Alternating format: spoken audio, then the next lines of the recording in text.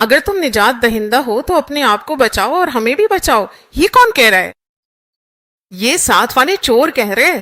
تمہیں تو نجات دہندہ کہا جاتا ہے، پھر تم خود نیچے کیوں نہیں اترتے اور ہمیں بھی نیچے کیوں نہیں اتارتے؟ وہ یہی کہہ رہے ہیں. دیکھیں، ایسے وقت میں بھی یسوع مسیح خاموش رہا. یہ سب صلیب پر غور و فکر اسی لیے ہے کہ ہم یہ باتیں سیکھیں. اگر کوئی تم سے کچھ کہے تو فوراً رد عمل ظاہر کرنا خدا کی مرضی نہیں ہے. یہ بات خاص طور پر بہت سے نوجوانوں کو ضرور سننی چاہیے.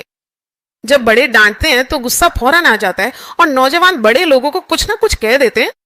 ایسا کبھی نہ کرو. کہیں میں نے پڑھا تھا کہ بڑوں کی باتیں خزانے کی طرح ہوتی ہیں. اگر بڑے تمہیں ماریں یا ڈانٹیں، دونوں ہی تمہارے لیے بھلائی ہے، کیونکہ وہ لوگ خدا کے ہاتھوں سے روح سے بھرے ہوئے برگزیدہ ہوتے ہیں. ابھی پلٹ کر کچھ نہ کہو. ہمیں اتنی تعلیمات معلوم ہونے کے باوجود بھی اگر بڑے ہوں یا رہنما ہوں یا محافظ ہوں وہ غصہ کریں تو فوراً رد عمل ظاہر مت کرو. یہ سوچنا چاہیے کہ ضرور کچھ اچھا ہونے والا ہے، اسی لیے انہوں نے مجھے ڈانٹا ہے. یقیناً کچھ اچھا ہوگا. اگر آپ کو یقین ہے تو ایک بار خدا کی حمد کریں. ہلیلویا.